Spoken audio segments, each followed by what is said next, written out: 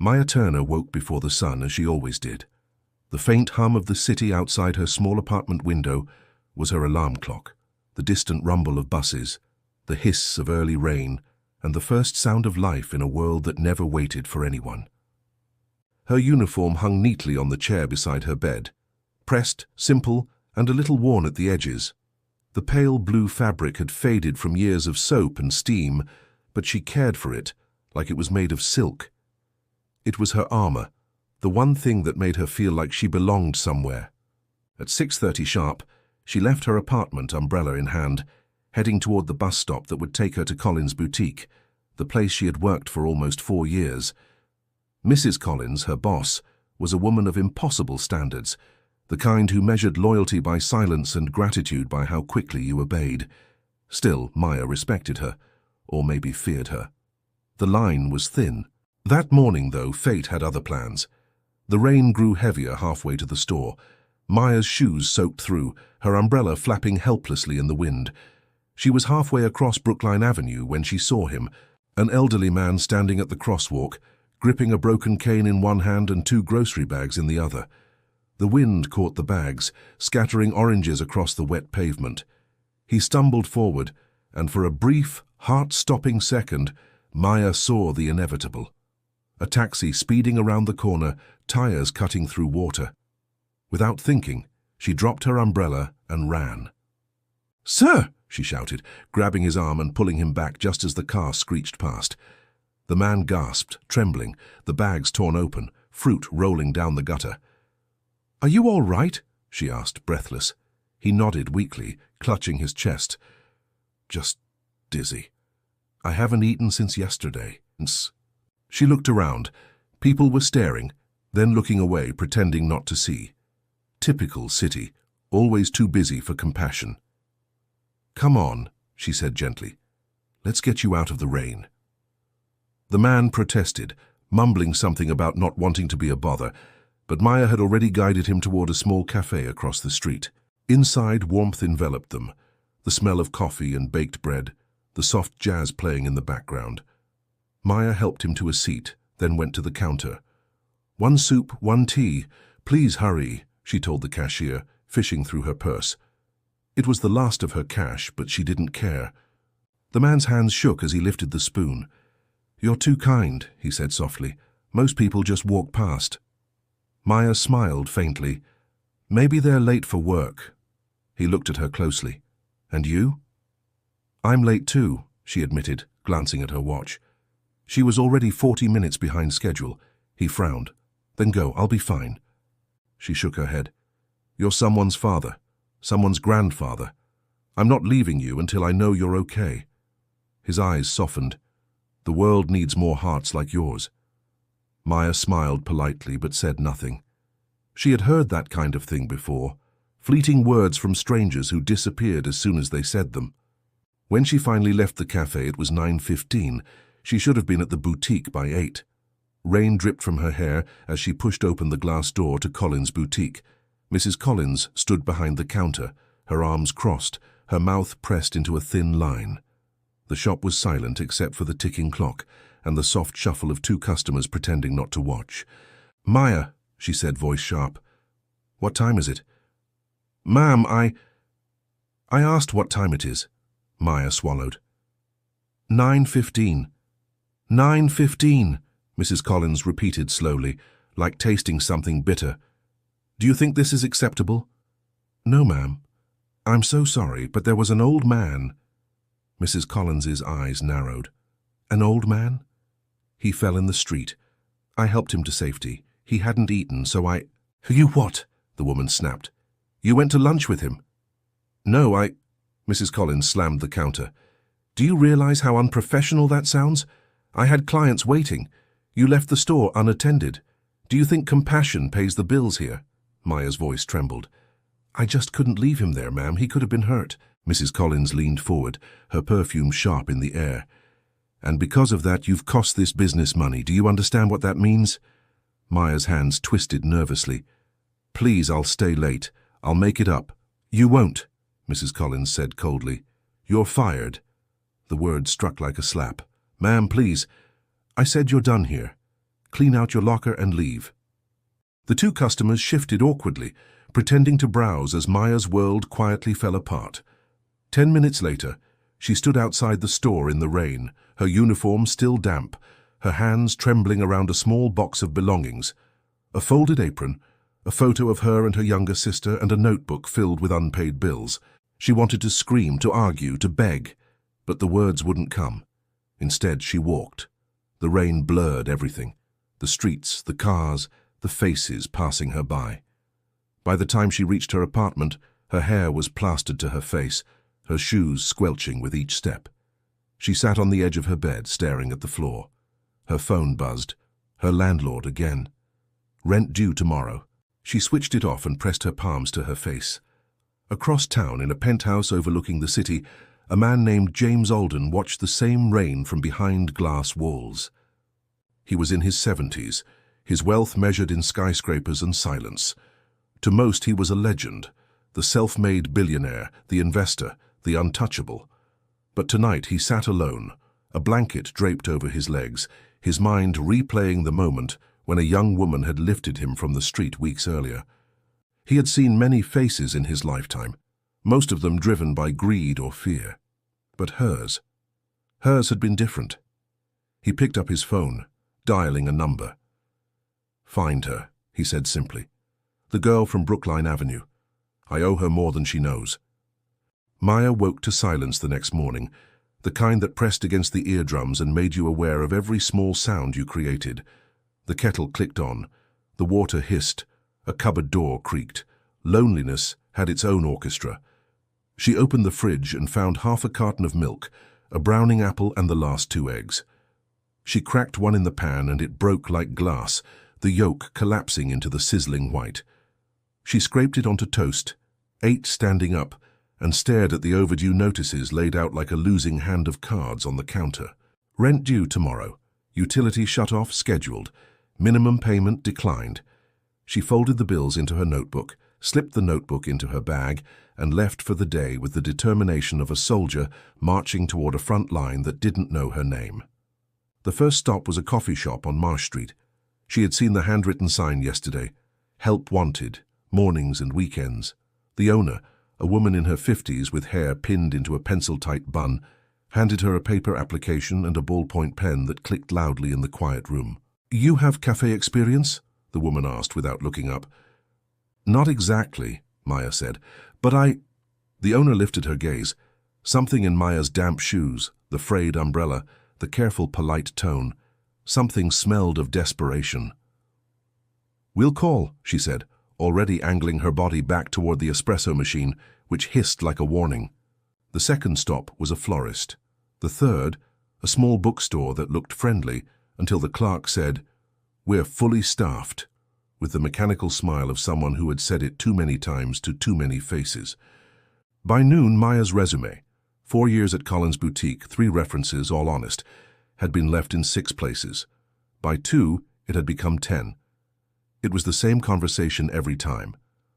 "We'll let you know. We'll be in touch. Please check the website. Thank you for coming in." She bought a cheap coffee to justify sitting in the corner of a shared work hub and used the free Wi-Fi to fill out online applications. Upload, click, confirm, submit. Every confirmation page pretended to be a door opening. They were walls. By 4, the rain had slowed to a mist. She walked by the boutique without meaning to. Through the window she watched a new girl. Glossy hair, quick smile, folding scarves into perfect squares as Mrs. Collins hovered nearby, correcting angles that already looked exact. Maya turned away quickly and kept walking, head down until the city changed around her. The boutiques gave way to pawn shops, the clean sidewalks to cracked ones, and the patisserie signs to neon flickers that buzzed when you walked under them. Her feet took her to the one place she didn't plan to go, a place at the edge of habit and hope, Serenity Community Center. The center's lobby smelled faintly of dust and lemon disinfectant. A wall of bulletin boards displayed flyers for job workshops, free legal clinics, group counseling. The receptionist, a man in a bright yellow sweater with a gentle face, recognized her. "Hey, you came back," he said. Maya nodded. She had come once a year earlier when her sister was sick and she needed help navigating hospital paperwork. The centre had faxed forms, made copies, found a charity that covered one prescription refill. It wasn't much, but it had been lifeline enough to keep her standing. "Looking for work?" he asked softly. "Yes," she said. "Anything. I can clean, organize, deal with customers. She stopped herself. The list felt like kneeling. He slid a clipboard across the desk. "Write your info. The volunteer coordinator's out till 5, but I can flag it." He paused. "There's a job clinic at 6 if you can stay. We print resumes, do mock interviews.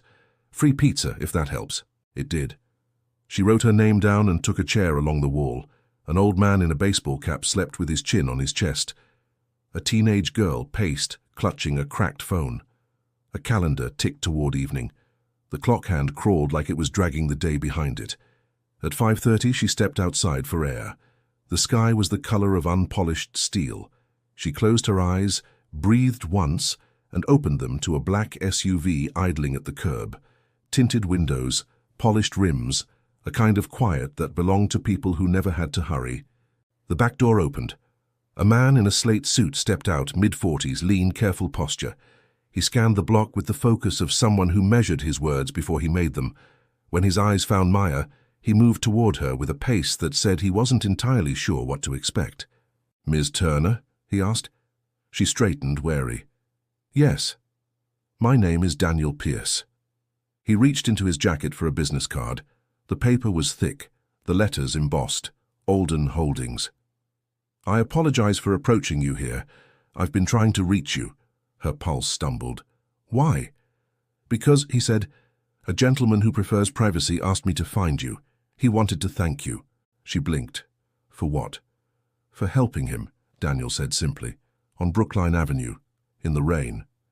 Her chest tightened so fast it almost hurt. The old man, the oranges, the cafe. She had left without a name. He had left without one too. Most rescues ended that way. "I don't." She didn't finish the sentence, didn't know how. "He asked me to pass along his gratitude personally, and to offer assistance if you needed it." Daniel paused, measuring her reaction. "May I ask, do you?"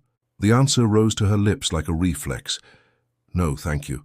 She'd been taught the dignity of refusal, the safety of not owing anyone anything, but the rent notice in her bag had its own voice. It screamed. She swallowed. "I lost my job yesterday."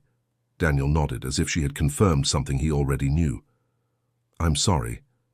"It was my fault," she lied automatically, because it made people less uncomfortable. "I was late."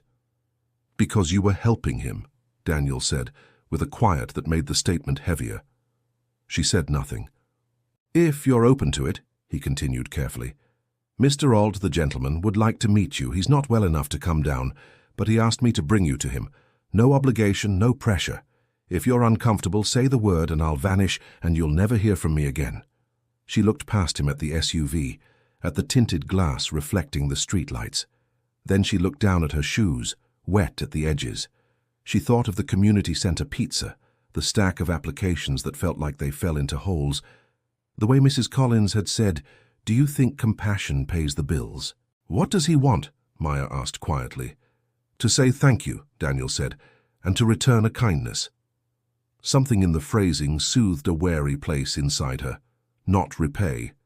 Return. A circle. Not a debt. "Okay," she said. "I'll go." Daniel opened the door for her with the kind of practiced courtesy that belonged to a long career in other people's shadows. She slid into the cool interior and sat very straight, as if posture could make you invisible. The city blurred by. Blocks she knew, then blocks she didn't, until the buildings grew taller and the spaces between them emptier, as if silence itself were expensive. The car pulled into an underground garage. An elevator whisked them upward, glass walls revealing a cityscape unfurling below.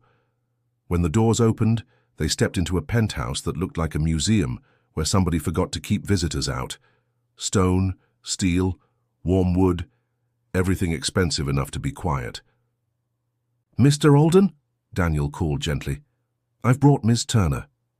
Maya turned and saw him, the old man from the crosswalk, now in a soft grey sweater instead of a rain-slicked coat, a blanket over his knees. His eyes, sharp, knowing, alive, lit when he saw her. It was the same man, but framed differently, like a portrait had been reframed in gold. "You," he said with a breathy laugh that was halfway to a cough. "I was afraid you were a miracle I'd imagined." Maya stepped forward, hands clasped in front of her like she might be in a church. "How are you?" she asked. "And are you better?" "Better because you made me stop," he said. "Sit down, child. Let me look at you properly." She sat, perching on the edge of a leather chair. Up close, she could see the fine tremor in his hands, the map of age across his skin. But his gaze was young. "You saved me," he said. "And then you bought me soup. I haven't had soup bought for me since I was a boy in a kitchen that smelled like onions and hope." He smiled to himself, then sobered. "Tell me your name." She did. "Tell me about your day." The question undid her a little. People asked for your resume, not your day. She told him anyway, about the job applications, the polite refusals, the landlord's messages. She spoke carefully, choosing facts over feelings. Dignity like a coat she refused to remove. When she finished, he nodded. "Good," he said, not at the story, but at the way she told it. "You have the kind of spine money can't buy." She did not know what to say to that. He leaned back, glanced at Daniel, and then returned to Maya. "I owe you two things, my thanks and my truth. The thanks is easy. The truth is harder." She held his gaze. "I can listen." "I am James Alden," he said softly. The name floated in the air like a broadcast signal. Newspapers, finance segments, foundations printed on plaques. She flinched as the pieces clicked. "I don't lead the meetings anymore," he said. "My son does. He thinks this city belongs to him. He's wrong. It belongs to whomever remembers people like me at crosswalks." Maya found her voice. "I didn't know who you were." "That," James said with something like relief, "is exactly why I wanted to find you. People help a name. You helped a stranger." He glanced at Daniel. "Bring the folder." Daniel returned with a slim leather folio and placed it on the table between them. Inside, neatly stacked, were several documents and a card with Serenity Community Center's logo clipped to the top. "I made some calls," James said. "Forgive an old man's intrusion. The community center knows you. The director, Ms. Green, remembers you from last year. She says you filled out a volunteer interest form today." Maya sat straighter. "I did. The clinic will hire you," James said gently. "If you want the job. Part-time to start, moving to full-time within 3 months. They need someone who can organize chaos and look people in the eyes when those people are at their lowest. That's you. I've made an initial donation to cover the salary line until the next grant cycle." Her mouth opened and closed once. "I don't want charity," she said, the word tasting strange. "I want to earn—" "You will," he replied, his voice steady. "The donation gets you in the door. What keeps you there will be you. Silence except for the low hum of the city through the glass." "There's more," James added. "I know how quickly one missed paycheck becomes a story you can't climb out of. We can clear your immediate arrears, rent and utilities, under one condition." She braced. Conditions were where kindness turned into chains. "You let Daniel set it up as a short-term bridge loan through the center's hardship fund," James continued. "No interest. You pay it back at a pace that doesn't break you. Not my name, not my company, no photographs, no press. Just a ledger at a front desk and your initials beside numbers that move toward zero." Maya stared at him. Her eyes stung and she didn't want them to. "Why are you doing this?" "Because someone did it for me once," he said. "A factory foreman, 1958. I dropped a crate on my foot and thought I'd be fired. He sent me home with bread and told me to limp back the next morning. I built an empire on that morning." He looked at her, really looked. "Empires are fine. Mornings are better." Maya laughed, unexpected and small, like a hiccup. It loosened something in her chest she hadn't noticed was clenched. "I can give you one more thing," James said, almost apologetically. "A contact, not a job. A door that might open if you knock the way you knocked on mine. The director of procurement at Halbert Hotels, he runs the contracting for cleaning and maintenance across 6 properties. They're bringing services in-house. You could supervise, train, build a team, but only if you want it, only if you'd be proud of it." Maya's heart drummed hard in her throat. Supervising, building a team, pride, words that belong to other people's futures. I don't know what to say. Say you'll think about it, James offered kindly. Say you'll let the next good thing happen without asking if you deserve it. You do. Daniel cleared his throat softly, a reminder that the evening and the old man's stamina had limits. James nodded, a little disappointed, and clasped Maya's fingers in both of his. His hands were paper-thin and warm. You gave me 5 minutes in the rain, he said. Let me give you 6 months of breathing room. He winked, boyish for a second. Then you'll do the rest? Maya stood, steadied by the idea that stability could be an agreement between strangers.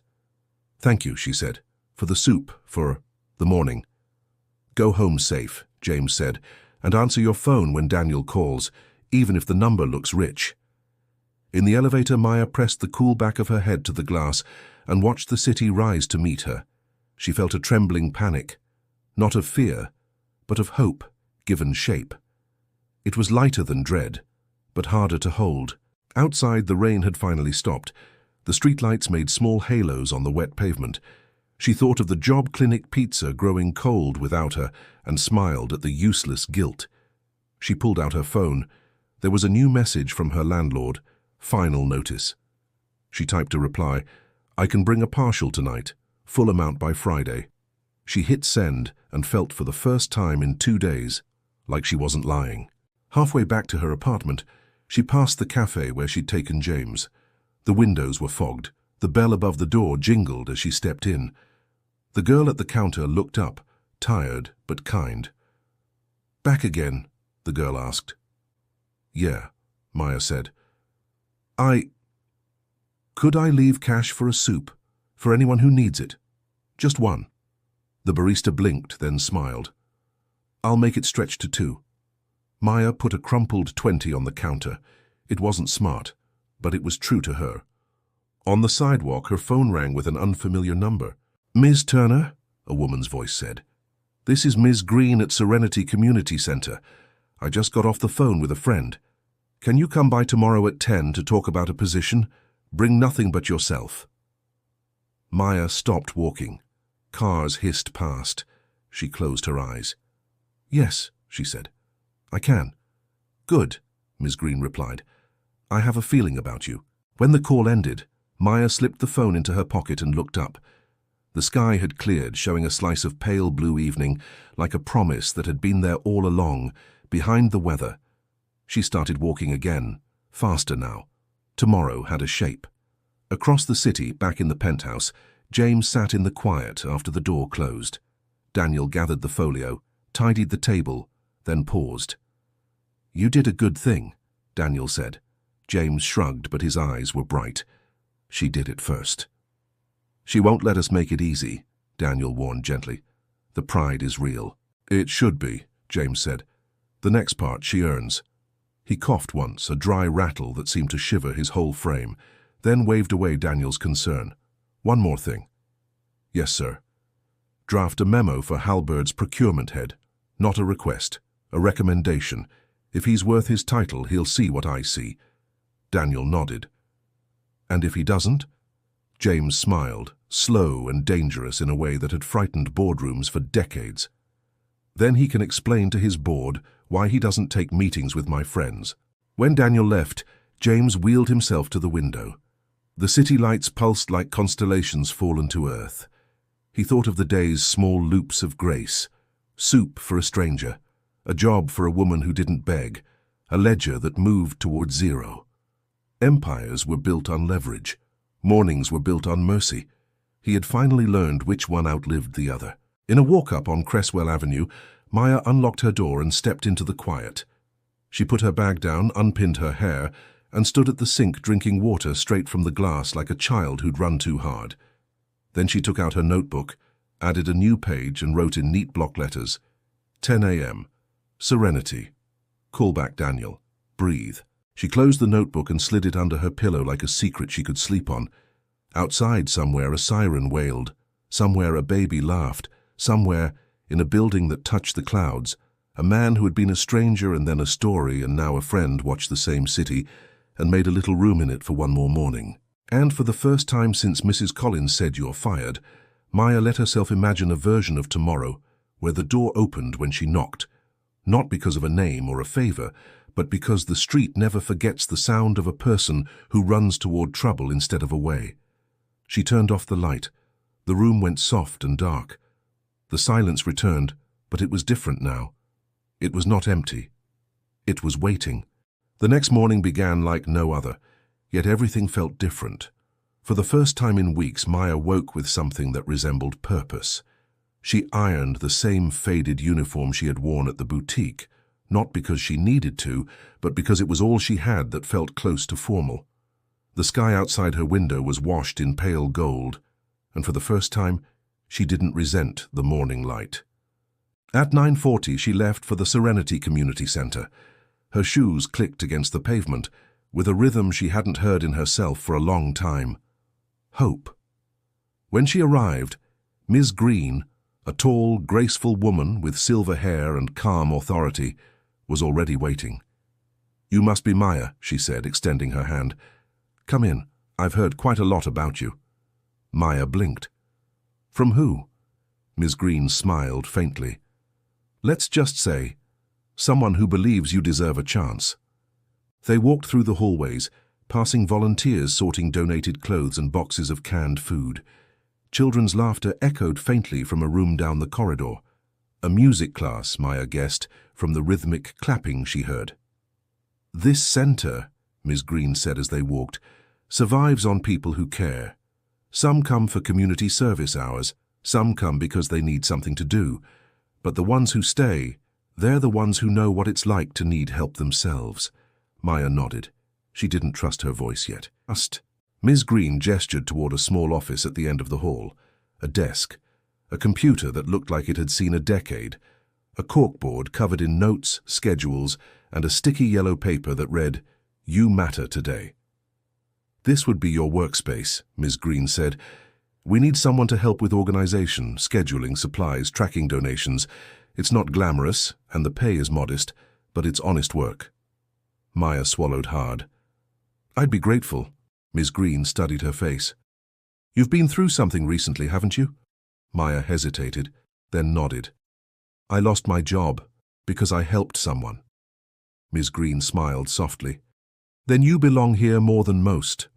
She handed Maya a folder. "Your start date, today if you're ready." By noon, Maya had already sorted through 2 stacks of donation receipts and reorganized a supply cabinet that had probably been neglected for months.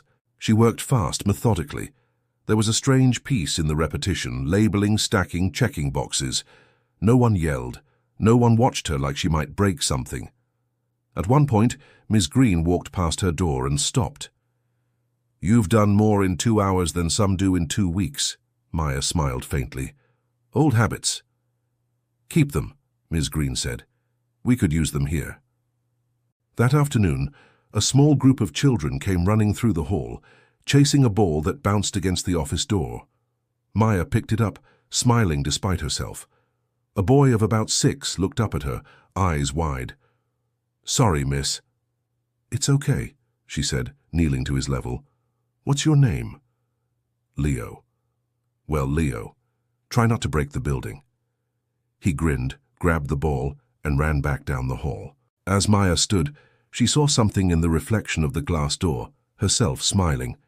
She hadn't seen that version of her face in a long time.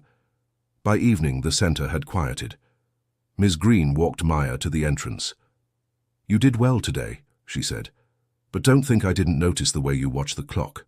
Maya blushed. "Just habit. I used to get scolded for being a minute late." Ms. Green chuckled softly. "Here, we care more about why someone's late than when." Maya smiled, then hesitated. "Can I ask, who told you about me?" Ms. Green's expression softened. "A man named James Alden. He's one of our donors. He said you saved his life." Maya froze. "He said that?" "Yes," Ms. Green replied. "And he asked me to give you a message." She handed Maya a small white envelope. "He said you should open this only when you start to doubt yourself again." That night, back in her apartment, Maya placed the envelope on her bedside table and stared at it for a long time. She didn't open it, not yet. The next few weeks passed quietly. She settled into her role at the center, mornings filled with paperwork, afternoons with community events, evenings with the soft hum of gratitude that only comes from purpose. For the first time, she felt useful without being used, but life, as always, had its turns. One Friday afternoon, as Maya was closing out a donation report, Ms. Green approached her with concern. "Are you feeling all right?" "I'm fine," Maya said. "You look pale." "I just didn't sleep much." Ms. Green studied her. "You should go home early." Maya shook her head. "I'll finish this first." She didn't mention that the reason she hadn't slept was the noise outside her apartment, the neighbors fighting again, the leaking ceiling, the fear of another eviction notice. When she finally left the center that evening, the air was heavy with summer heat. Her bus was delayed, so she decided to walk the 2 miles home. Halfway there, she noticed a car parked at the corner, sleek, black, familiar. The window rolled down. Daniel's voice called softly, "Miss Turner." She stopped. "Daniel, what are you doing here?" He stepped out, jacket off, sleeves rolled up. "Checking in." "I'm fine," she said automatically. "I know you are," he replied, smiling slightly. "Mr. Alden wanted to make sure you had what you needed." "I don't need anything." "Good," Daniel said, "but he still wants to see you." Maya frowned. "Is he okay?" Daniel hesitated. "He's tired, but stubborn as ever. He said to tell you he's proud." Her throat tightened. "Proud of what?" "I just file papers." "No," Daniel said gently. "You'll rebuild lives, including your own." He opened the car door again. "He'd like to tell you something himself. Tomorrow, if you can come." Maya hesitated. Work, obligations, fear. But then she remembered the envelope on her nightstand, the one she still hadn't opened. "I'll come," she said. The next morning she arrived at the same penthouse, the same view stretching endlessly over the city.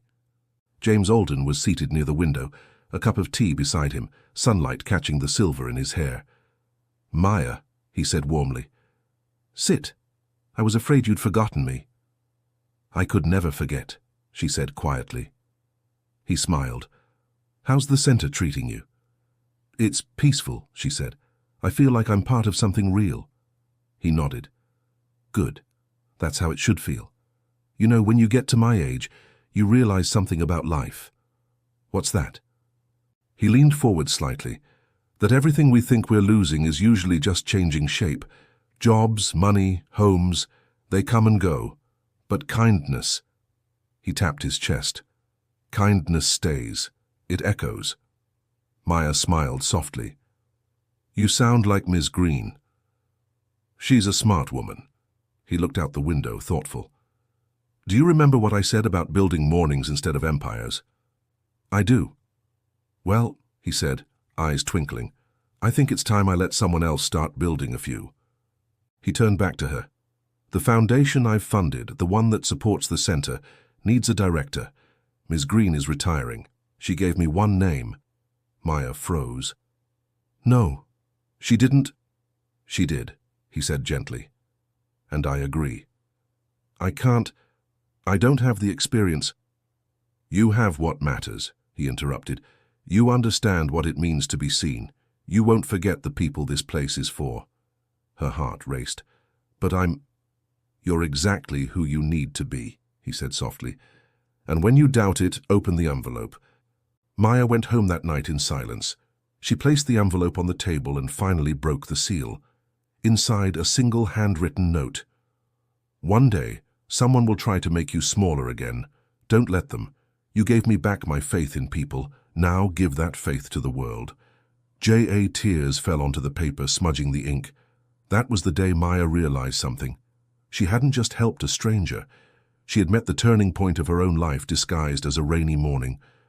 The first day as acting director felt less like a promotion and more like walking into a room already mid-argument. You could hear it before you opened the door. The tightened silence, the way papers don't rustle so much as bristle, the way people stop moving when they see you. Maya arrived 10 minutes early, and found 2 staff members already there. Carlos, operations lead for 15 years, had a key clipped to his belt and the kind of posture that convinces doors to open. Nadine, donor relations, wore a navy blazer and a careful smile that never reached her eyes. They looked up, assessed, filed her somewhere. "Morning," Maya said, placing her notebook on the conference table. Carlos nodded. Nadine's smile held. "Ms. Turner, congratulations." "It's just Maya, and thank you. Where should we start?" Carlos slid a folder across the table. "With the boiler, the roof, and the van that refuses to die. We lost 2 AC units last summer. If we get another heat wave, children's programming will have to move or shut down." Nadine placed a thinner folder on top. "And with the gala, 6 weeks out. Ms. Green always pulled miracles. We'll need one. Donor attendance fell last year. People love our mission. They do not love our spreadsheets." Maya opened the top folder. Leaks, invoices, quotes, numbers that felt like cliffs. She breathed in slowly. "Okay. Let's list immediate hazards. Then what can wait a month?" For the gala, Nadine leaned forward. "We'll need Mr. Alden's table. Traditionally, he anchors the room." Maya paused. "He's stepping back from public events. He made that clear."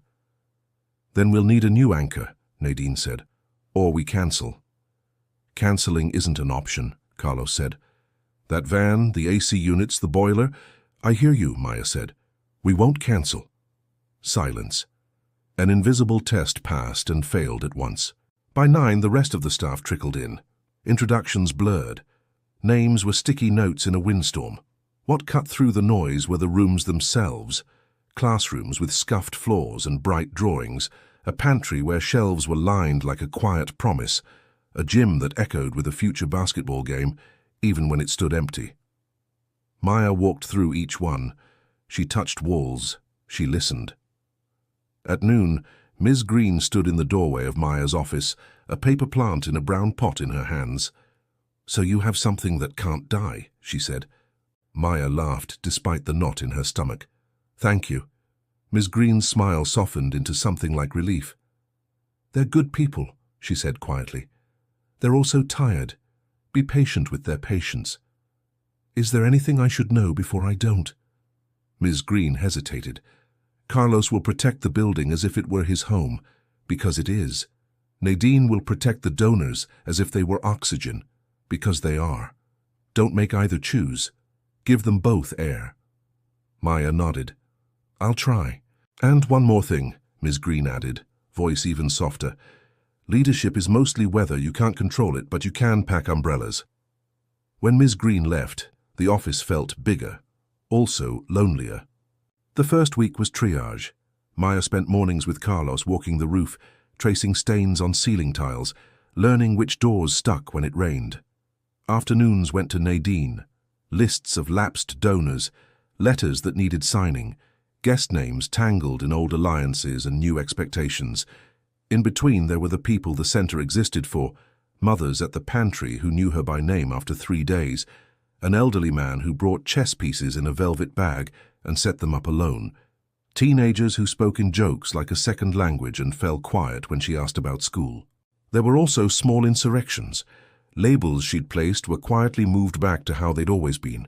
A staff calendar she color-coded got replaced with the old one because blue means food here, and everyone knew that. Twice she found a form she'd rewritten in plain English, replaced by a version thick with jargon. On Friday she found the first anonymous note. It sat under the keyboard when she returned from the pantry. "Good intentions don't fix roofs." She didn't throw it away. She pinned it to the corkboard next to the sticky note that said, "You matter today." The following Monday, Maya called a staff meeting. Everyone gathered with coffees and crossed arms. She stood rather than sat. She didn't use the head of the table. She used the end. "We have 6 weeks until the gala," she said simply. "Here's the truth. We need $92,000 to stabilize the year. 50 would get us to spring, 20 would stop the bleeding. I won't pretend the boiler loves us. It doesn't." A ripple of laughter. Relief at being told the unvarnished version. "I've mapped 3 paths," Maya continued. 1, traditional gala, high-ticket tables, speeches, a film that makes everyone cry. 2. Hybrid. We shrink the room, add an online broadcast, focus on monthly donors. 3. We don't call it a gala. We call it open house, and we invite the neighborhood. The people who we say we serve. We let donors meet them, not as props, but as hosts. Nadine shifted. Hosts? Hosts, Maya repeated. People decide to give because they felt something firsthand. The room we usually rent downtown costs $38,000 for one night. That number is the difference between keeping food pantry hours extended through winter or not. So we do it here. We show the building they're saving. Carlos glanced at her, then at the ceiling. You're inviting donors into the building with the leaking roof. Yes, Maya said, and we'll put buckets beneath the leaks if we have to. We'll show them what buckets are for. Silence again, a different test, this one older. And the anchor? Nadine asked carefully. If Mr. Alden won't attend, we don't need a billionaire to make the room pay attention, Maya said. We need the truth to. We'll tell one story, and we'll ask for help in one voice. Nadine looked unconvinced, but she wrote notes. After the meeting, Carlos stayed behind. I can make the gym look like a cathedral, he said gruffly. If the lights work, if the floor doesn't creak, if the AC doesn't quit. What would it take? New bulbs, a floor resurface we can't afford, a prayer and volunteers who don't mind splinters. I'll get you the volunteers, Maya said. You bring the prayer. Don't make promises the building can hear, Carlos warned, but there was a glint at the edge of his mouth that might have been hope. That afternoon, she and Nadine made calls. Some donors were warm. Some said they'd moved their giving elsewhere. One woman said she'd heard the new leadership was inexperienced. Maya thanked her anyway. At 3:10, the front desk buzzed. There's someone here to see you. Maya stepped into the lobby and felt the air change. The woman waiting wore an expensive coat cut with surgical precision and sunglasses that thought they were armor. She removed them slowly, as if arriving on a stage. Maya, she said, lips curving into a surprised shape that knew exactly what it would see. Imagine finding you here. Mrs. Collins, Maya said, pulse beating in her wrists. Imagine. Nadine appeared at Maya's side with the speed of instinct. We're so honored to have you visit, Mrs. Collins. Your boutique's window displays are legendary. Mrs. Collins inclined her head. To Maya. May we speak? Maya led her into the small conference room. The door closed. They stood like opponents measuring the ring. This place... Mrs. Collins looked around, not unkindly. It's earnest. It's a shelter, Maya said, for storms of all sizes. Mrs. Collins's smile wavered. I came to extend something of an olive branch. Maya waited. I shouldn't have fired you the way I did, Mrs. Collins said. I was under pressure. A busy morning, a very important client expected... A man lying on the pavement, Maya said gently. It must have been terribly inconvenient. A flicker of temper quickly smoothed.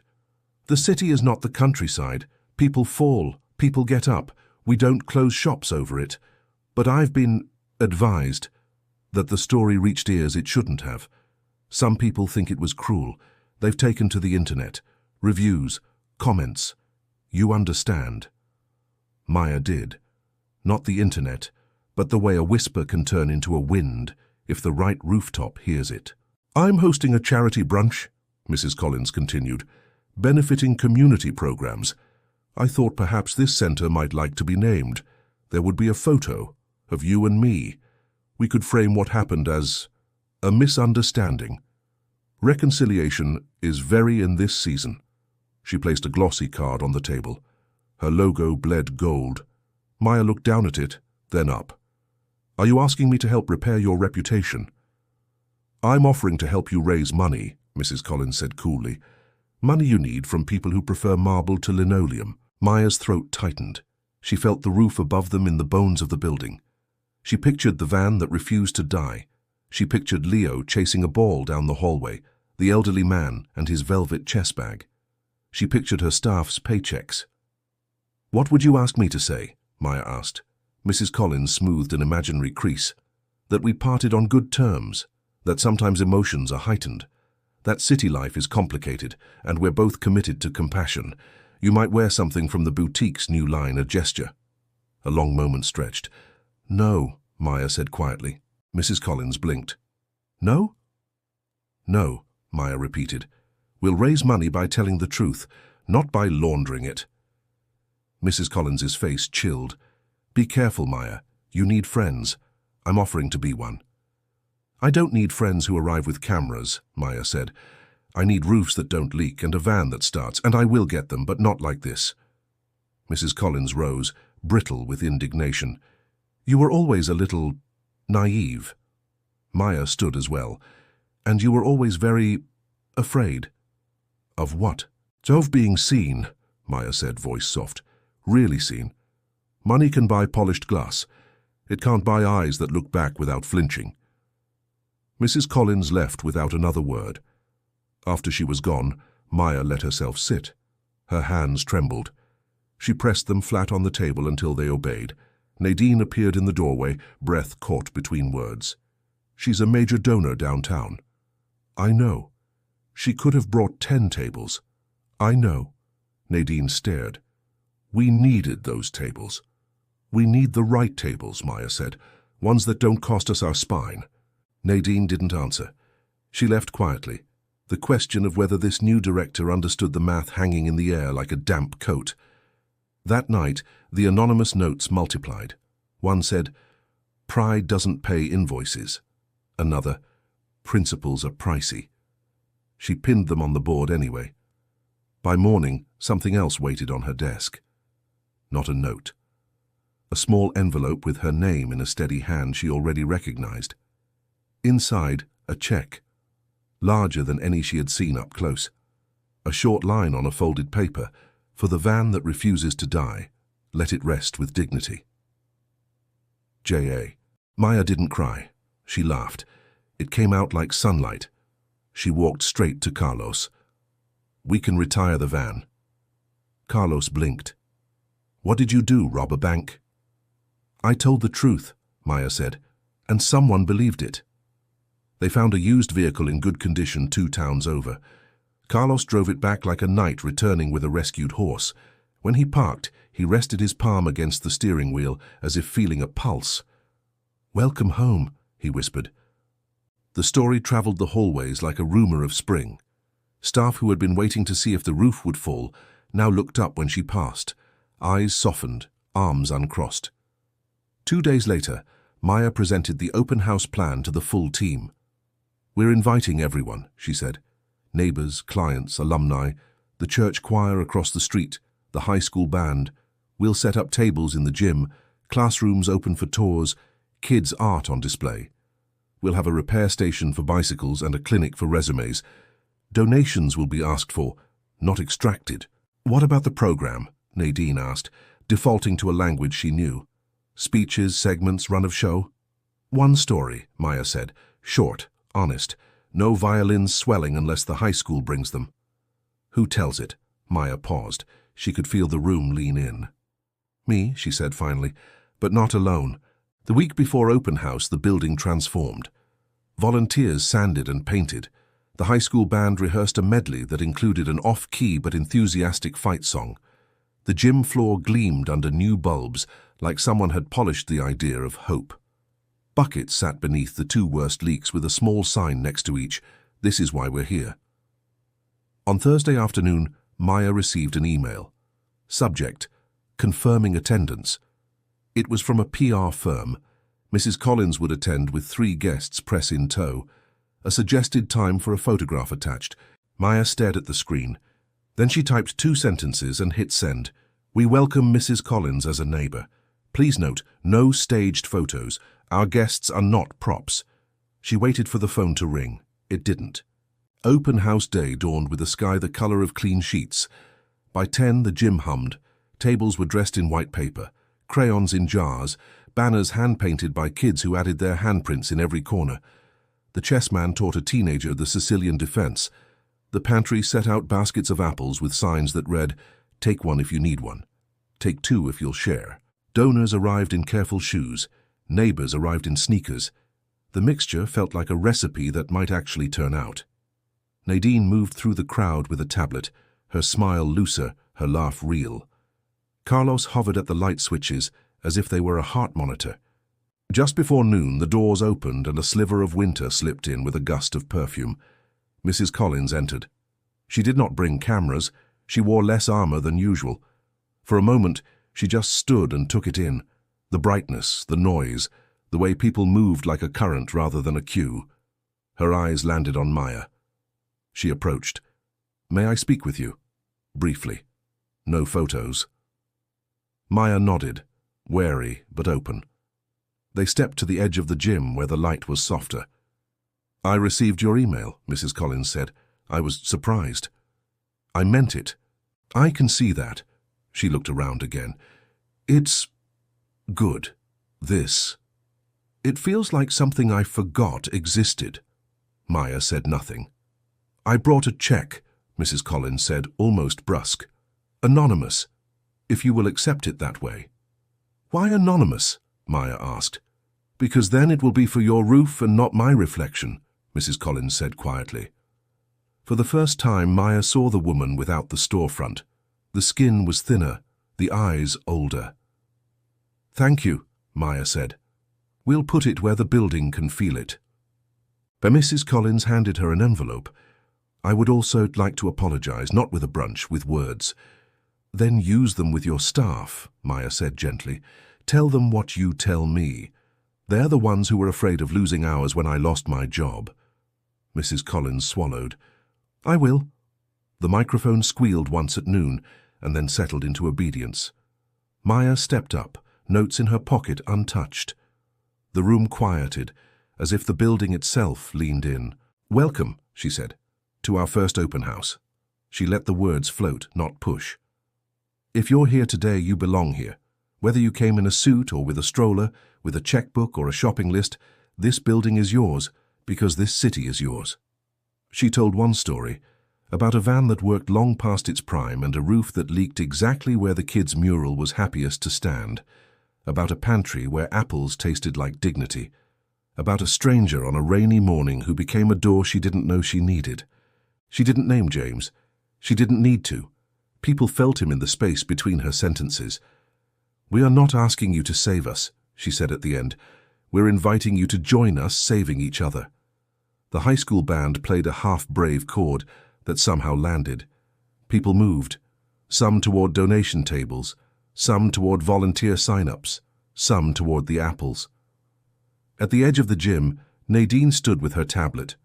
She looked at the totals as numbers refreshed and did something she hadn't done in front of staff in years. She wiped her eyes. Carlos touched the wall. "Hear that?" he murmured. The building did, or maybe the word for what he felt was faith. By late afternoon, the buckets beneath the leaks were still there, but the water inside them had changed shape. It was a pool of names, phone numbers, promises. People who wanted to come back. People who wanted to learn how to ask better questions than how much. People who wanted to belong to a place that had made room for them first.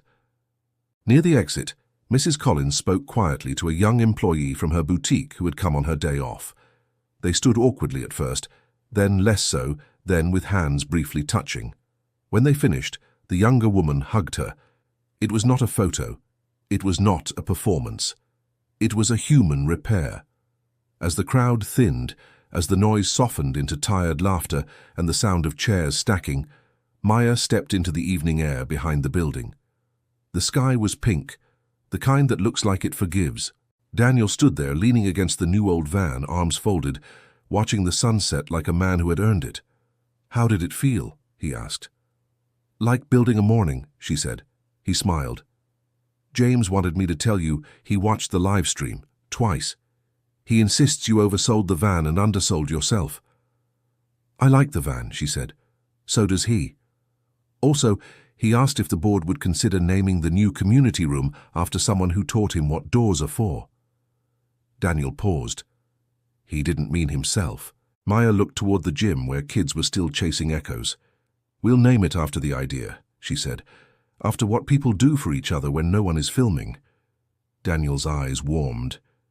He'll like that. They stood without talking for a while. The kind of silence that means there is nothing missing from it. Inside, the staff finished cleanup. When Maya returned, she found the anonymous notes still pinned to her board. She didn't take them down. She pinned one more next to them, written in her own hand. Truth fixes roofs too, it just starts with people. She turned off the office light. In the dim hallway, the sticky note that said "You matter today" glowed like it knew a secret. The building exhaled, and somewhere across town, in an apartment that had once felt like a verdict, Maya placed the anonymous donation next to James's check, next to the envelope with his first note, next to a small jar she had started labeled "Roof," as if naming a thing could convince it to hold. The next morning, the city would wake up and do what cities do: hurry, forget, forgive, try again. The boutique would open its doors, and Mrs. Collins would stand in her window and watch a different reflection. The center would unlock at 8, and Carlos would arrive early to test the lights he trusted like stars. Nadine would send 50 emails before coffee and smile at her tablet and tell herself it wasn't magic, it was math, and it was both. And Maya would walk the halls before anyone else. She would run her fingers along the painted cinder block as if reading Braille. She would stop in the gym, look up at the place where the roof still asked for help, and say, "I know." Then she would open the doors. Because that is what you do when life surprises you, you keep letting it in. The rain had stopped hours ago, but Mia's coat still carried the faint smell of wet wool. She sat at the edge of her bed with the envelope in her hands, the same ivory envelope Mrs. Hargrove had pressed to her after the memorial. "He asked me to give you this personally," the housekeeper had said, eyes shining with that careful restraint people keep for grief. Not a package, not a box with keys and answers, just paper and weight. Just a name written in a hand that no longer existed. Mia didn't open it right away. She made tea she didn't drink. She walked a lap of her small apartment as if squaring off with an opponent. She stood at the window and watched the city finish its evening argument with itself, traffic bleeding red down the avenues, upper stories blinking awake. She did all the small stalling tactics of someone who knows the moment after this one will be different forever. She slid her thumb under the seal. Inside, a single sheet and a card. The card first, embossed with the crest of a law firm she didn't know, an address off Park, a time tomorrow morning. The note beneath the letterhead was brief. "Miss Mora, please attend at 10 a.m. for the reading of certain instructions left by Mr. Alden." Her mouth went dry. Instructions sounded like legal airlessness, but the tremor in her fingers came from the word left. The past tense of a man who had sat across from her on a park bench with a paper bag of bread for birds and stories that had no hurry. She unfolded the letter. "Mia, if you're holding this, then I'm no longer allowed to interrupt you. It's a new thing for me, learning the discipline of silence. You taught me some of it, whether you meant to or not. You once asked me, standing in the doorway of a place that didn't deserve your decency, why a man with everything would need saving. I didn't have the courage to answer. Here is what I should have said. A person can trap himself in a room with no locks and call it success. A person can mistake noise for music, applause for belonging. I built a palace out of transactions and found it had no windows. You were the first open window I'd seen in years. I won't use this letter to justify myself or confess. Those things are better left to courtrooms and priests. I'll use it for one purpose only, to return what you gave me, multiplied, because that is what you do with gifts. I left instructions with my attorneys. Go to them, listen. If you're angry at me after, you can throw this letter away. If you aren't, keep the last line. What you gave away is the only thing you get to keep. With admiration and more thanks than a man like me is known to feel, James." She read it twice, the second time slower, as if the words might rearrange themselves into something less heavy. They didn't. She touched the closing, that plain first name written in strokes that leaned forward, as if even in handwriting he couldn't help but hurry. Mia placed the letter on the blanket and sat very still. She thought of the day she'd been fired, the brittle snap of it, the way a stranger's trouble had reached a hand into her life and untied everything. She thought of the small kindnesses that had stacked up since, made by hands that weren't hers. Mrs. Hargrove's quiet authority, the flight of pigeons scattering and returning, James's laugh when it surprised him. She thought of her father's tools lined up in a perfect row along a garage wall, of her mother's habit of leaving a note under the cookie jar, for no reason at all. Tomorrow had a time. Tomorrow had a place. She turned off the lamp and didn't sleep. Morning was so bright it felt rude. Mia, dressed as she would for an interview she didn't want to waste, set the letter in her bag and took the subway uptown. She arrived early and sat in a lobby upholstered in the kind of leather that makes normal people sit straighter. At 9:59, a woman with a careful smile appeared and said her name as a question. Mia followed down a hallway that smelled like paper and old money. The conference room had a view that seemed designed to make the city feel tame. 3 people sat at the far end, a partner with silver hair and a tie like a ruler, a younger associate whose glasses were as precise as his notes, and a woman with kind eyes who introduced herself as counsel for Mr. Alden's philanthropic trust. There were no other beneficiaries waiting, no family. The empty chairs made a strange kind of echo. "Thank you for coming, Ms. Mora," the partner said. "I'm Arnold Kitt. Mr. Alden left specific directives regarding a set of personal bequests, separate from the will being probated for public record. We will read into the record portions applicable to you." Applicable to you. As if she were a clause, a subsection beneath a subsection. Mia nodded. Kitt opened a folder. His voice, when he read, lost its lawyer's polish and took on something humbler, as if the words were an object fragile enough to drop. "To Ms. Mia Mora," he read, "who intervened where everyone else passed by, who told the truth in rooms designed for lying, and who taught me the value of the long answer in a short world." Mia's throat closed. "I leave the following. First, the payment in full of any and all outstanding debts incurred as a result of her termination from her former place of employment, including but not limited to rent arrears, utilities, and medical bills. My attorneys are instructed to ensure her record reflects no collections or judgments arising from the same. Second, the sum of $100,000 to be placed in a restricted account for the purpose of continued education or establishment of a small enterprise at her sole discretion. This account may not be garnished by any creditor, nor may it be used for speculative investment." Mia gripped the edge of the table. Numbers like that existed in headlines and other people's problems.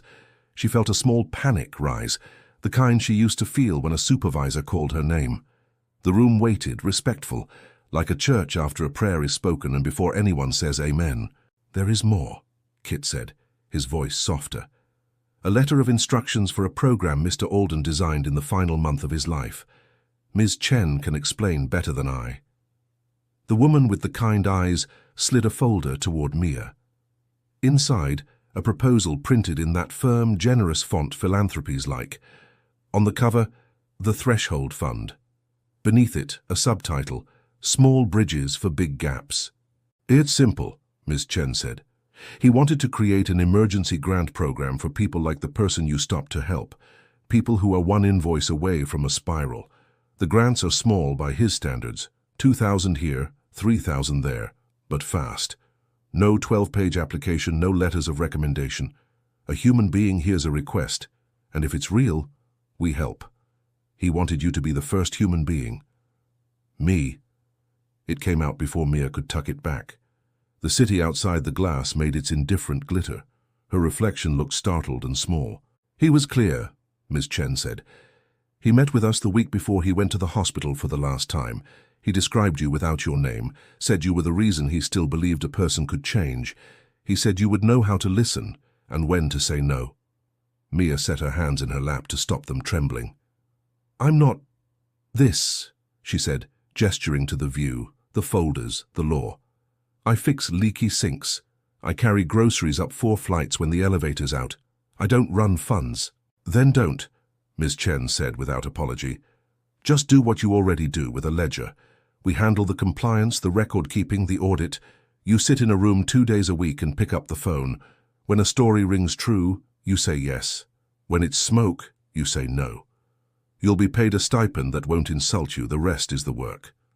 Kitt cleared his throat. "There is one final provision. Mr. Alden's letter to you." Mia blinked. "He sent me one already." Kitt shook his head. "Yes. This is addendum, a single line to be conveyed only after the above." She will try to make herself small. Tell her not to. Signed, J.A. Mia looked down at her hands. They didn't look like hands that could hold a thing like this.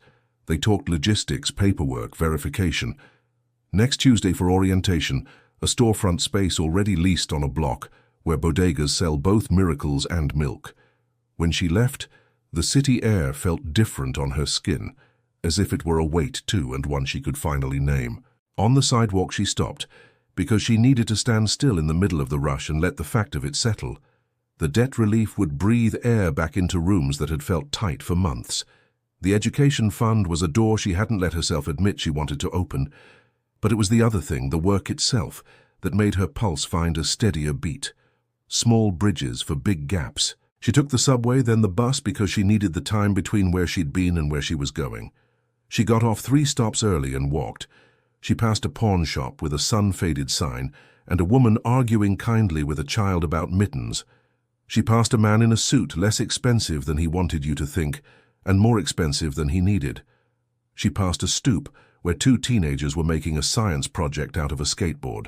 On her block, the super waved with his chin, the way men do when they mean hello and other words they haven't learned to say. At her door, there was a package on the mat without a return address. Inside, a small wooden frame and a note in Mrs. Hargrove's tidy hand. He wanted you to have this. The photo was an old one, a boy she understood now to be James, hair cowlicked into defiance, hands too big for his pockets, standing beside a woman with a laugh that had frozen mid-flight because someone had pointed a lens at it. On the back, in a faded scrawl, a caption, "The day we decided to try again." Mia propped it on the shelf beside her father's level and her mother's tin of buttons. She made tea, and this time she drank it. That night she dreamed of water, bridges appearing right before the foot that needed them did, boards arranged by hands she couldn't see, a way across that hadn't existed until the moment it had to. She woke before dawn with the kind of certainty that doesn't shout. She sat at the table and wrote 3 words on a scrap of paper, without thinking. Listen. Verify. Say yes. The days that followed were a new kind of busy. She signed papers with a pen that made a lawyer nod. She sat in a small room with a second-hand desk and a chair that wobbled only a little and learned which questions to ask that weren't cruel. What happened? When did it start? What have you tried? She practiced being quiet for longer than comfortable, because sometimes a truth needs the space after the first answer to come out. The first call that merited a yes was a voice that sounded like fear standing upright. A home health aide whose subway pass had been stolen 2 days into a month. The math was brutal and simple. No pass, no work, no rent, no home.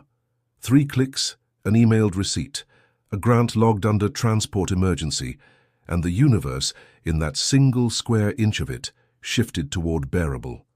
The second yes was less clear. A woman who owned a small diner that had been her father's, whose griddle had died after 30 years of faithful heat. The manufacturer had ceased to exist during a recession that had also eaten the bank that held the diner's line of credit. "I can buy a used one if I can just cross the gap," the woman said, and Mia could hear a fryer humming in the background like a heartbeat trying to remember its rhythm. Mia asked for an email, a link, a photo, anything to make the story a thing with edges. The woman sent everything within 10 minutes, including a picture of her father, in an apron, looking like a man who believed he'd live forever. "Yes," Mia wrote and hit send. Not every call got a yes. A man whose story changed twice between the 3rd and 4th sentence, a request for bail with a timeline that refused to fit, a voice that wouldn't make eye contact with itself. Those got a no, and Mia learned to feel the flinch and let it pass, the way a nurse doesn't apologize for a needle that saves you. In between, life kept its ordinary beat. She repaired a cabinet hinge in her own kitchen because a hinge shouldn't creak when you're trying to make a new start. She called her mother and did not lie. She stood in front of a community college bulletin board and read words like evening admissions and returning students without the panic that used to rise when she imagined doors. A week after the reading, Mrs. Hargrove came by the storefront with a plastic box of those shortbread cookies you only see at funerals and very old tea parties. "He was stubborn," the housekeeper said without preface. You learned that, but when he changed his mind, he changed it all the way, drove us near mad with it. She set the box on the desk and looked around, approving and not sentimental. He'd like this, all this plain usefulness. Mia nodded. He wrote that I should keep the last line of his letter. I didn't understand it until yesterday. Mrs. Hargrove arched an eyebrow. A woman came in with a folded bus schedule and a toddler that wouldn't stay on her hip. She asked for $72.40. She'd written it down to make sure she didn't ask for more than she needed. It was for 2 pairs of shoes for a uniform and a late fee she couldn't explain without crying. Mia exhaled. I gave her 80. She cried anyway, but it was a different shape. On her way out, she left a 20 on the desk for the next person, and I tried to give it back, and she said, "Don't take my yes from me." Mrs. Hargrove looked at the ceiling, blinked once and nodded briskly, as if filing that sentence under things to tell angels. In the quiet after the door closed, Mia took James's letter out of the drawer and read the last line again, whispering the words to see if they made a different sound spoken aloud. What you gave away is the only thing you get to keep. She thought of the afternoon she'd lost her job for helping a stranger, of the substitutes for safety she'd chosen since then, of the way the city looks different when you know a single hour can carve a canyon. She turned the photo on her shelf so it faced the room, not the wall. When the bell over the door rang, she didn't look surprised. Work had the shape of a day now, and she stepped inside it. It would not be easy. Some days the stories would stack up like unwashed dishes, and she'd doubt her own ear. Some nights she'd carry other people's trouble home and forget to put it down. She would make mistakes. She would say yes where smoke had looked like fog. She would say no and hear the dial tone of a door closing because she couldn't open it. But she also knew this. A stranger had set a table and left her a chair. He had trusted the smallest thing in her, the thing she'd almost bartered away when the world told her to get practical. That trust was a bridge too, and she would keep crossing it. On her way home, Mia stopped at the park bench where she had first met James. The pigeons conducted their old committee. A man with a guitar played softly to no one in particular. Mia sat, folded the remains of a bagel from her pocket, and tore it into even pieces. She placed them carefully on the wood between her and the birds. "Small bridges," she said to the air. They came cautiously, as if they too understood how much could change with a yes. The first real problem didn't arrive with noise. It came folded inside a stack of papers, the way storms do when they pretend to be weather. It was a Tuesday, one of those brittle mornings when the city seemed to be holding its breath. Maya sat at her small desk in the Threshold Fund office, sorting grant applications with her usual precision. The heater clicked like an old heartbeat. The story was simple on the surface. A man named Calvin Shaw, 37, claiming he had been unfairly dismissed from a security job after reporting unsafe conditions. He wanted a small grant to pay rent for 1 month while he fought his case in court. His letter was handwritten, neat and deliberate. There was something about it that felt rehearsed. Maya read it twice, then 3 times. The tone was humble, but the dates didn't align. His termination letter was dated 2 months after he said he'd already moved apartments. His references listed a supervisor's name that looked familiar. When she checked the database of past applications, she found it. The same name had appeared before, attached to 2 other applicants' stories. She sat back, quiet. Not every lie sounded cruel. Some were born of desperation, others of habit. But something about this one felt colder. The story was designed to feel true. She walked to the window, the city below reflected in the glass. Somewhere, someone else was telling the truth and waiting for help. Every yes meant a no to someone unseen. That was the part no one warned her about. The guilt of discernment. She called the number listed on the application. The voice that answered was too smooth, too patient. When she asked for verification of employment, the man hesitated a fraction too long before saying, "Yes, I remember him." She thanked him and hung up. For a long time she didn't move. By noon, Maya decided to visit the address listed in the file, a small building on the edge of Queens. The landlord, an older woman with hair the color of cigarette ash, answered the door with suspicion. "Calvin Shaw?" Maya asked. The woman's eyes narrowed. He left 2 weeks ago, took the lockbox key and half the wiring in the basement. You tell him when you find him that he still owes 3 months. Maya thanked her and walked away, the cold air cutting like glass against her skin. That evening, she stayed at the office long after the lights of the street had blurred into gold. The photo of James on her shelf, the one of him as a boy, smiling into sunlight, seemed to look at her differently now, like it was asking what she'd learned. She wanted to believe that good people could spot bad ones easily. But life wasn't a clean test. It was layered, confusing. Sometimes the wrong person looked too convincing, and sometimes the right one didn't know how to ask. She opened her notebook and wrote a single line: "Compassion needs a spine." The next morning, she called a staff meeting. It wasn't large, just 4 people who helped process calls and visits. "We've been focusing on stories," Maya said, "which is good, but we need truth to walk beside it." A young volunteer, Jonah, frowned. "You mean we start doubting everyone?" "No," Maya said. "We start verifying everyone. Doubt isn't the opposite of kindness. It's part of respect." Jonah looked unconvinced. "Feels cold." "Maybe," she said, "but if we help a lie, we close a door on someone who really needed us. The world doesn't run out of need, it runs out of trust." The room fell silent, the kind that meant they were listening even if they didn't agree. That week, a different kind of attention arrived. A small local newspaper had written about the Threshold Fund, calling it a quiet miracle in a city addicted to noise.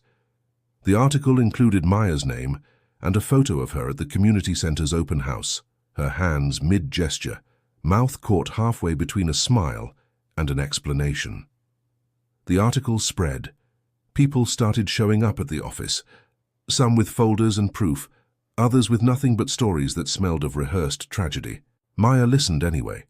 One woman came with a toddler asleep in her arms, claiming her car had been stolen with all her belongings inside. Maya verified the police report herself. It was true. That one she helped on the spot. Another man cried so convincingly that even Jonah almost handed him a check before Maya noticed the same bank routing number from Calvin Shaw's file. She printed a copy, laid it beside his application, and waited for him to explain. He didn't. He just stood up and left without a word. Later that night, Jonah came to her desk. "You were right," he said. "Compassion does need a spine." Maya looked up from the stack of forms.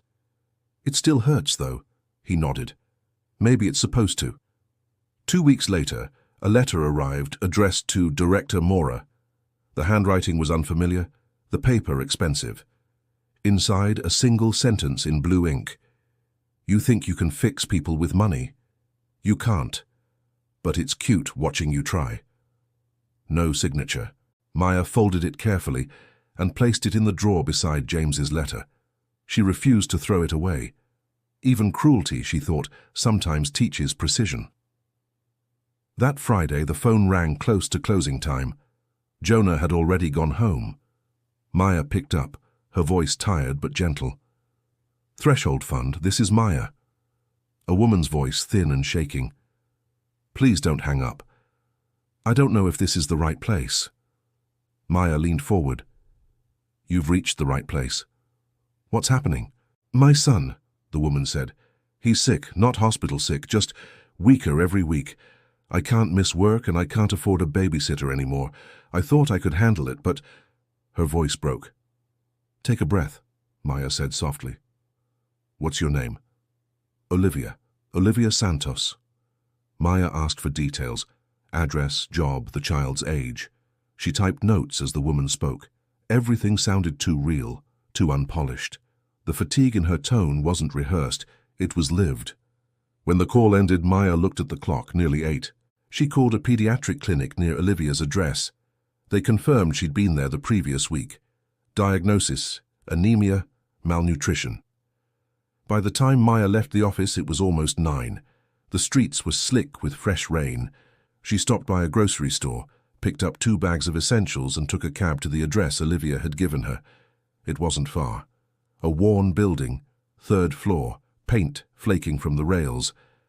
Olivia opened the door with wide eyes and a voice caught between shock and apology. "You didn't have to come."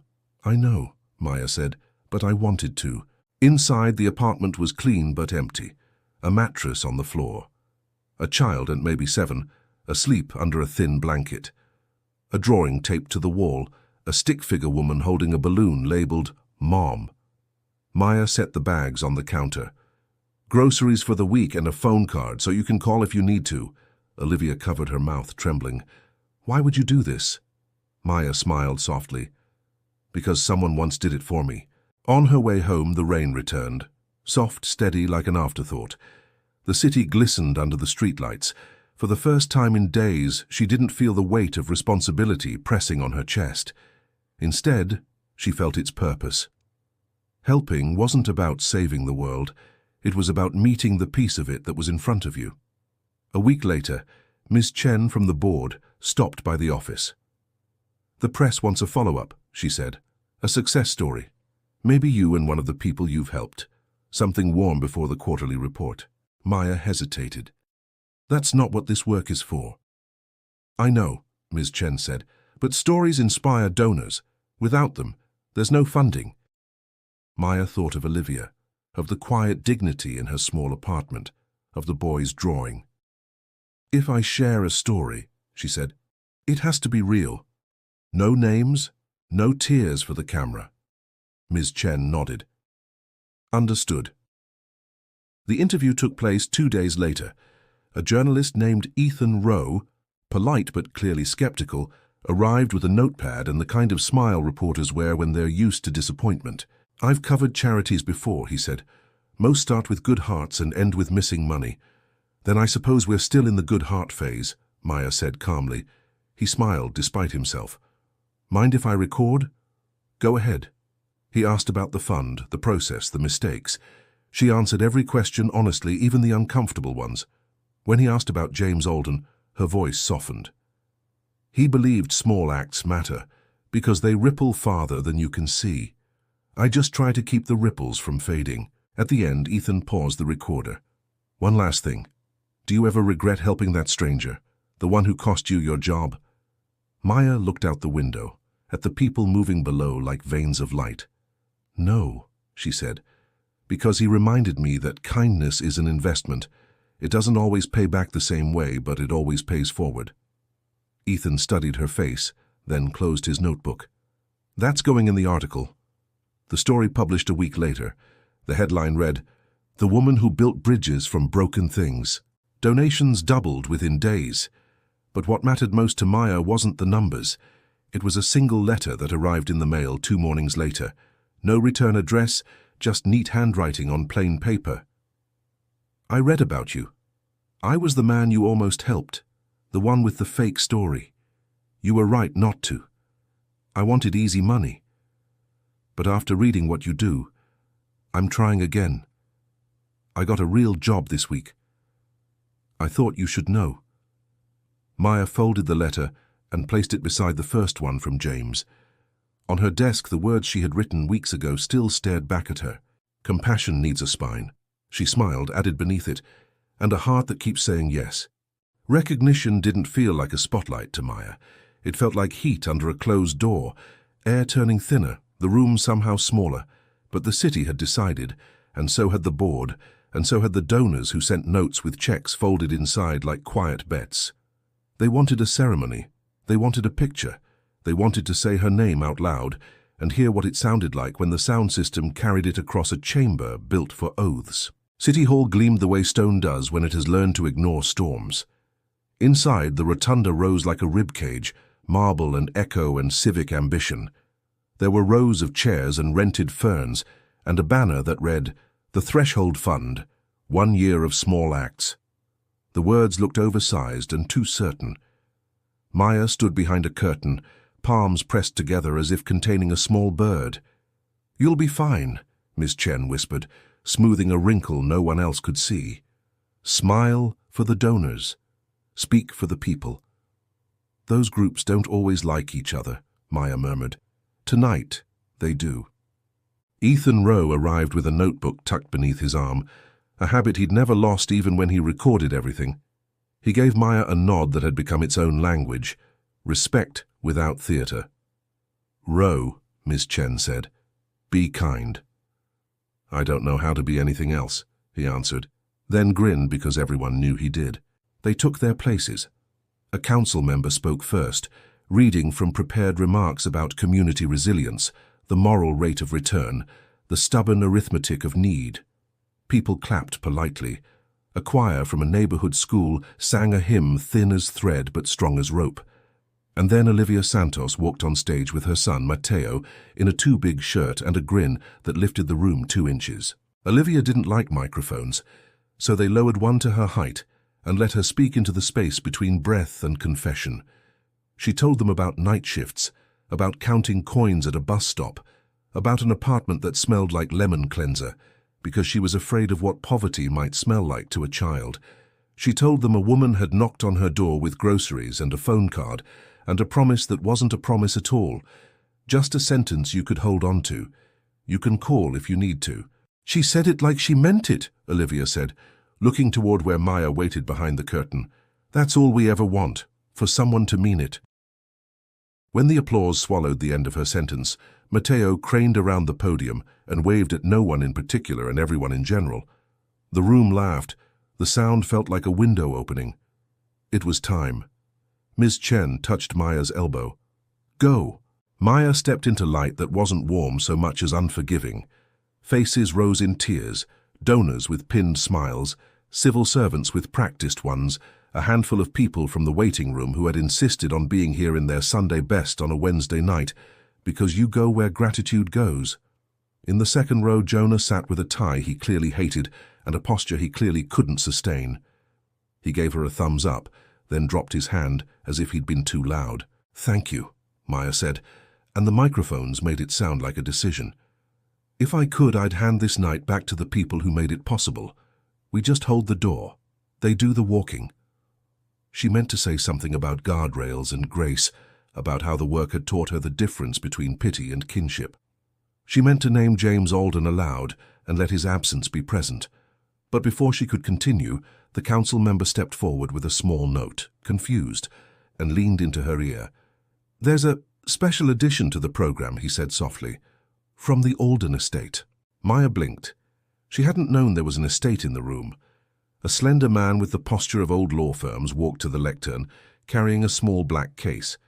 His suit was immaculate, his eyes were not. "Good evening. My name is Harold Pike, counsel for the Alden Family Trust." He paused, not to gather attention but because words touched a place that still resisted.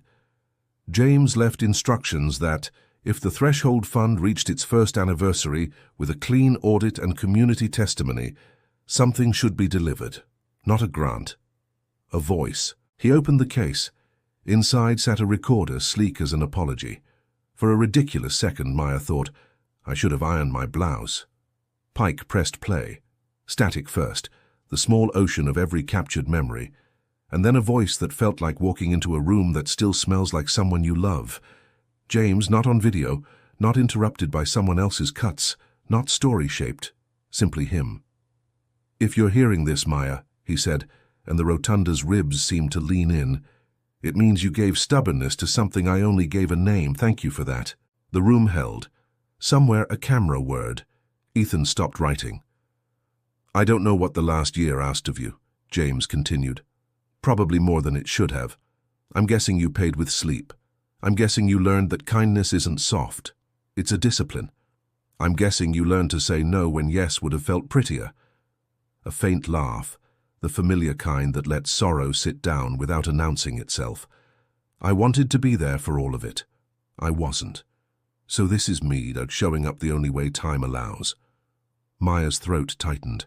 Her hands felt too small. "There's something else," James said. 2 months before we registered the fund, I saw a clip from a security camera, a subway platform, late, the city tired of itself. A woman took off her coat and put it around a stranger who couldn't stand without shaking. She didn't ask if anyone was watching. She didn't wait to be safe from embarrassment. She sat beside him until the ambulance came, and then she left before anyone could thank her. It took me a while to realize the woman was you. A rustle moved through the room like wind in paper. Ms. Chen's hand found her mouth. Jonah whispered, "No way," to the air. "I didn't recruit you because you were efficient. James said gently. "I ask because you were particular about mercy. You bring it where it isn't photogenic." Pike glanced at Maya. In the second row, Olivia held Mateo's hand as if to teach him how to listen. "And because I know what asks still wait for you," James continued, "I left a key with Mr. Pike. It unlocks a commitment from the Alden Trust, not a blank check because those ruin you. A challenge grant. If the community matches $2 million over 2 years, the trust will release $2 million more. But it comes with conditions, and they're the kind you can't audit." He read them as if laying stones. 1. You keep the fund lean.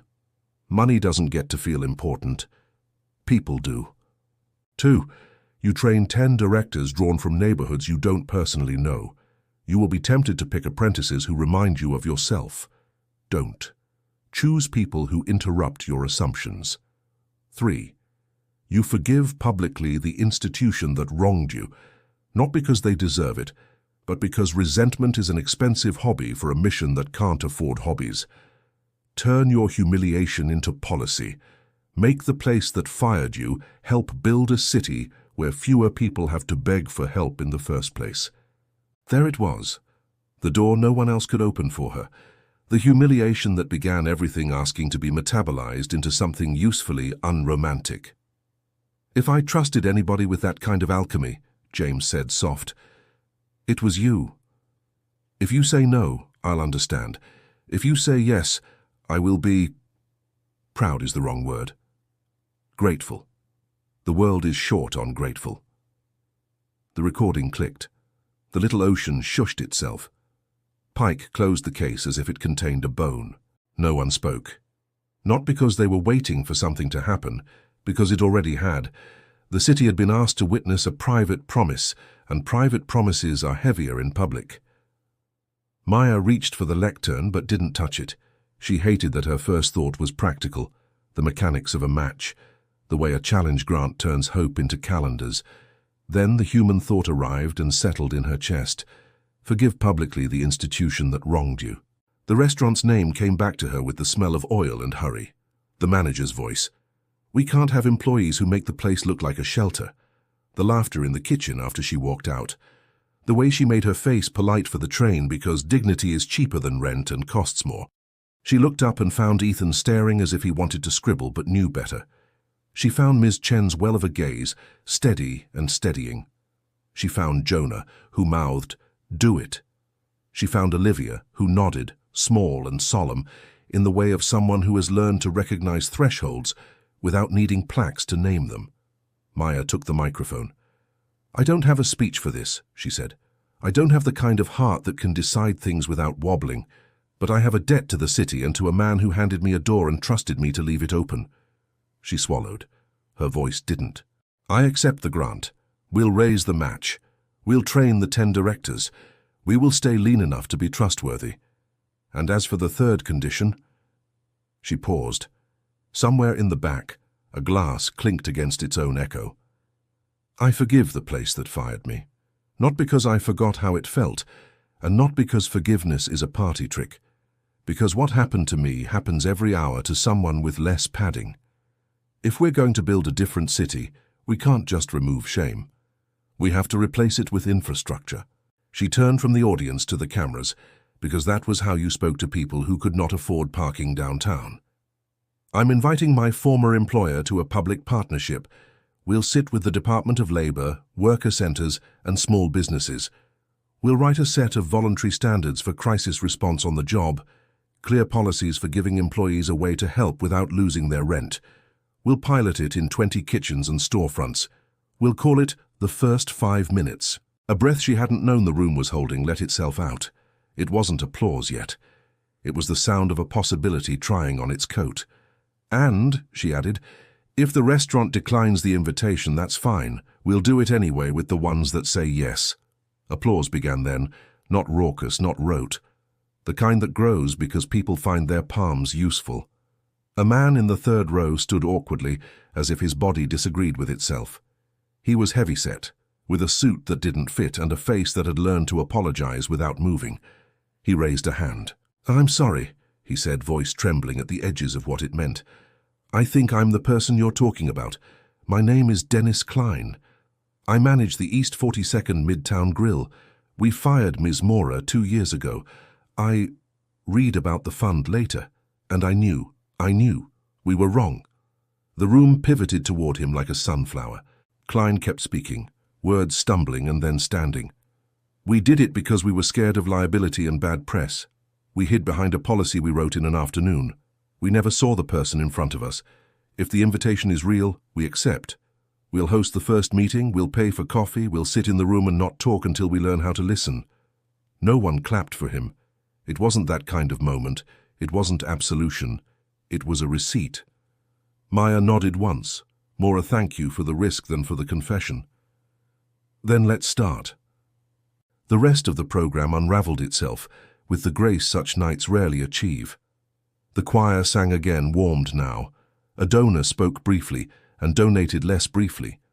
The council member declared the day Threshold Day in the city calendar, which meant there would forever be a line in a book somewhere where someone could find it and wonder who had needed what. Backstage, when the room began to empty and the rented ferns started their slow return to warehouses, Ethan approached with his recorder still off. "Tell me something I can't print," he said. Maya laughed, and it surprised her that she could. James's voice sounded younger than I remembered. "That I can print," he said. "It's true of the dead and the recorded."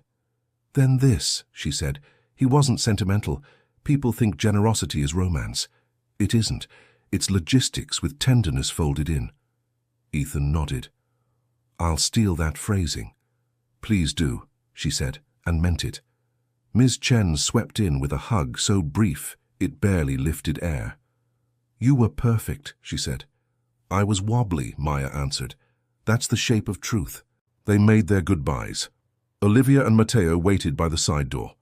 Mateo held a paper program and asked if he could keep it because his name wasn't on anything else printed, and Olivia smiled at a future that had practice now. Maya stepped into the night. City Hall's steps spilled into a plaza lit the way hope prefers, enough to see, not enough to flaunt. The spring air balanced on the back of her neck.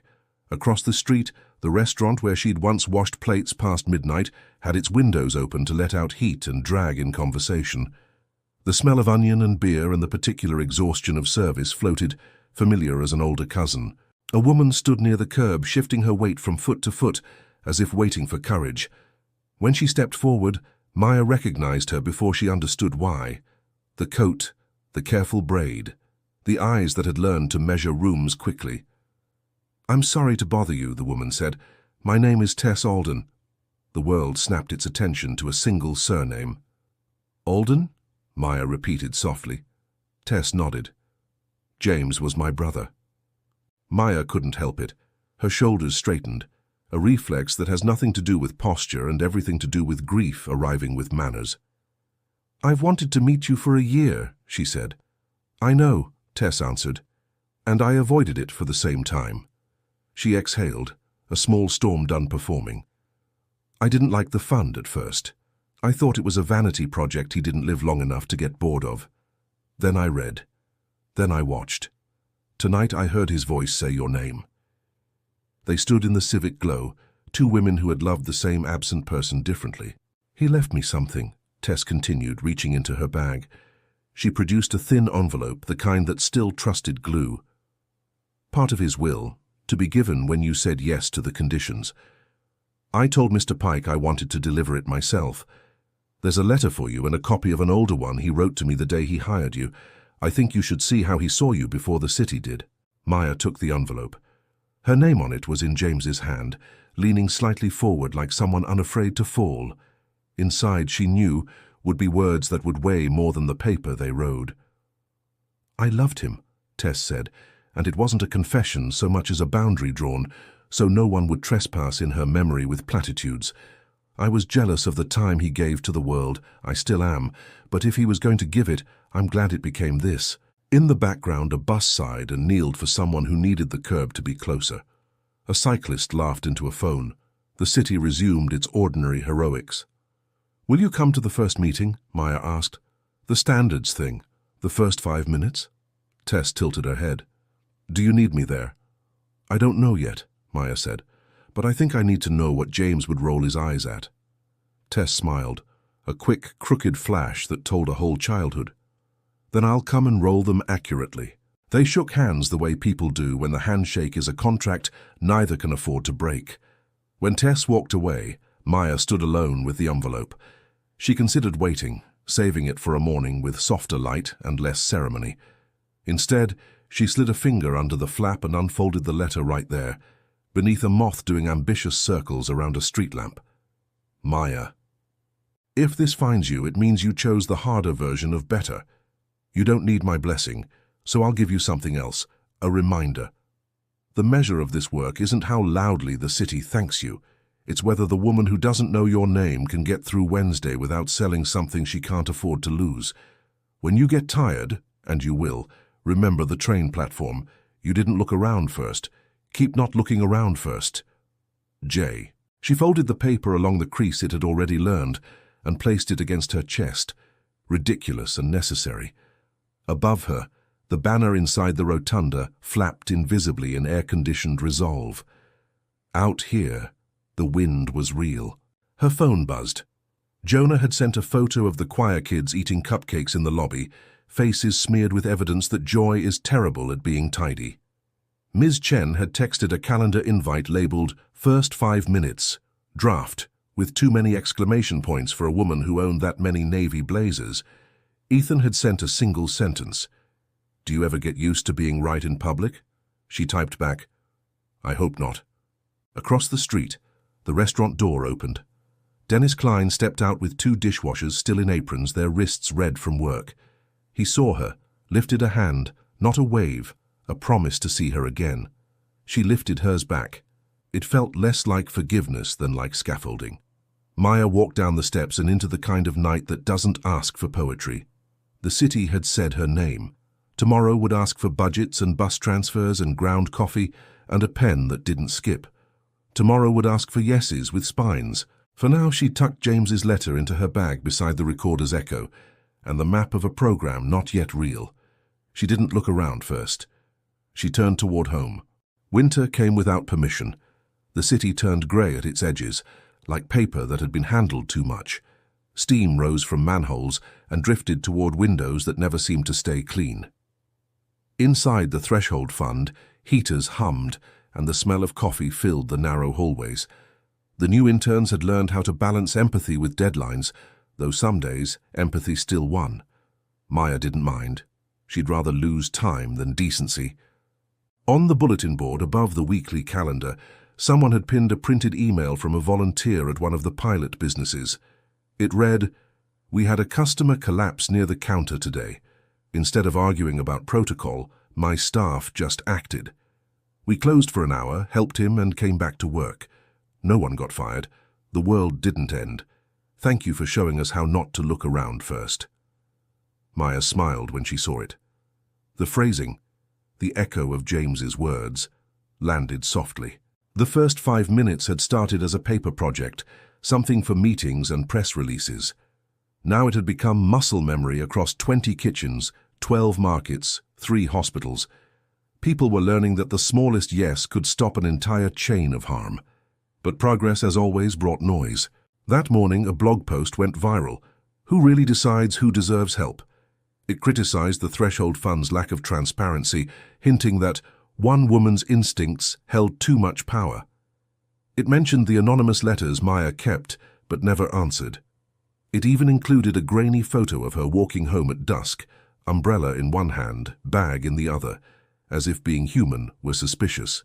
Jonah burst into her office, holding his phone like bad news needed a prop. "They're calling you the Mercy Gatekeeper. It's trending." Maya rubbed her temples. "That's a terrible nickname." He nodded. "Catchy, though." "Let them talk," she said quietly. "Every system needs its critics." Jonah frowned. "Still, it's not fair." Maya looked up. "Neither is hunger." He didn't argue after that. The day went on as usual. Phone calls, spreadsheets, too much paper, and not enough silence. But near evening, something strange happened. A man arrived at the office asking for her by name. He was in his 40s, his jacket worn at the elbows, his posture uneven, like someone learning to carry invisible weight. "I can come back," he said, when Jonah told him Maya was busy. "She'll want to see you." Jonah said, without knowing why. When Maya stepped out, the man's eyes flicked toward the floor, then back up, unsure if he belonged in the same air as her. "You don't remember me," he said. "I'm afraid I don't. I'm the reason you started verifying every file. Calvin Shaw."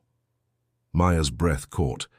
The man who had faked applications, the one who'd nearly scammed the fund before it even found its footing.